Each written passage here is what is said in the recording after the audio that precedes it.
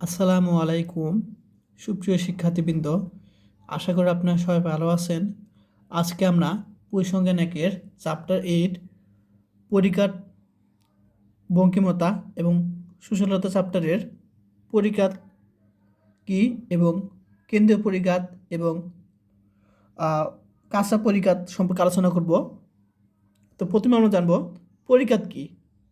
তো পরিকাঠ হলো কোনো তথ্য সারি অথবা নিবেশনের যে কোনো একটা দিবা পরীক্ষার সময়। কোন তথ্য সারি বলতে বোঝায় যে 1 2 3 ইত্যাদি, ঠিক আছে। তা কোন তথ্য সারির বা নিবেশনের প্রতিটি মান হতে, 1 হতে, 2 হতে ইত্যাদি হতে, অর্থাৎ তথ্য সারির মধ্যে যে মানগুলো থাকবে সেই মানগুলো হতে গাণিতিক গড়, গাণিতিক গড় তো জানি এক্স বার, এই যে এক্স বার, এখানে দেখো এক্স বার, এক্স আই মানে বোঝায় যে প্রতিটি মান, ঠিক আছে।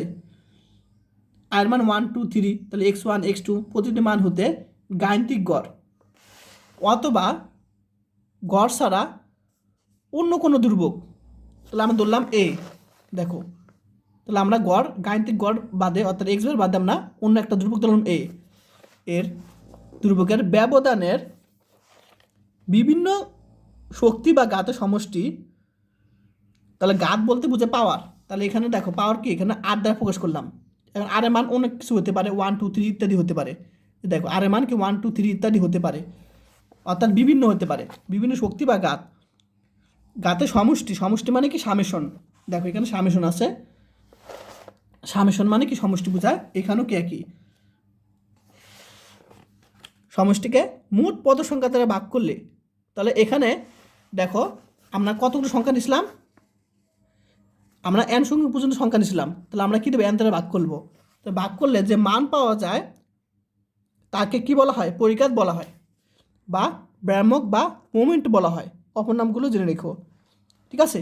তো আশা করি সবাই ক্লিয়ার পরিঘাত, তোমরা শুধু এই সূত্রগুলো মনে রাখলেই হবে, ঠিক আছে। এখন পরিঘাত হলো দুই প্রকার, কি কি, একটা হলো কেন্দ্রীয় বা কাঁচা, সরি, একটা কেন্দ্রীয় বা শোধিত পরিঘাত এবং আরেকটা হলো কাঁচা বা অশোধিত পরিঘাত। এখন কেন্দ্রীয় পরিঘাত হলো, কেন্দ্রীয় বা শোধিত পরিঘাত হলো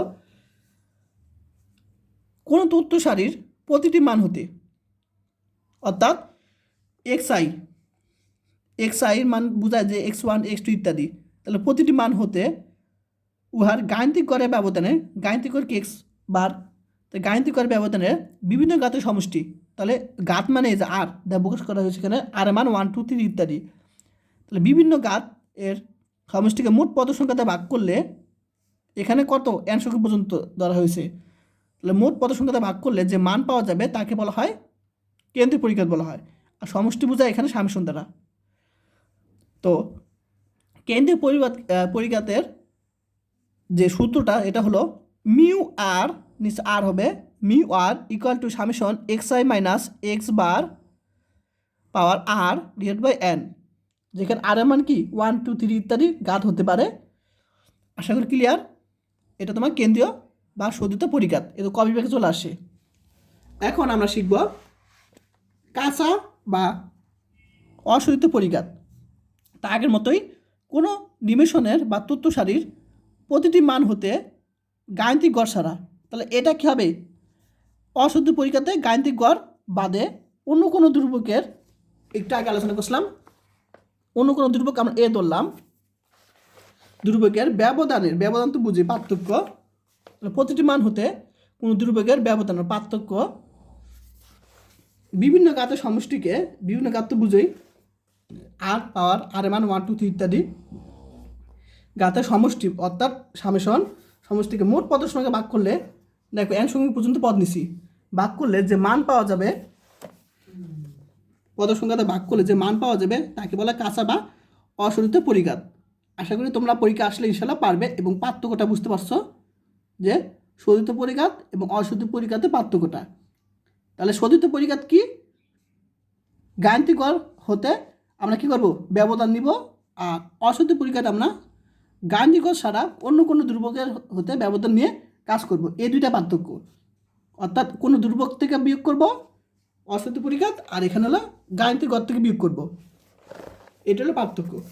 আচ্ছা, আর কাঁচা অশূদ্র পরিঘাতের যে সূত্র সেটা হলো মিউ আর, অর্থাৎ আত্মা অশূদ্র পরিঘাতের সূত্র কি, মিউ আর প্রাইম, আর এগুলো আগের মতোই সামেশন এক্স আই কি এখানে হলো তোমার কোনো দুর্ভাগ হতে বিয়োগ, অর্থাৎ x i minus a power r divide by n, এটা তোমার অশূদ্র পরিঘাতের সূত্র।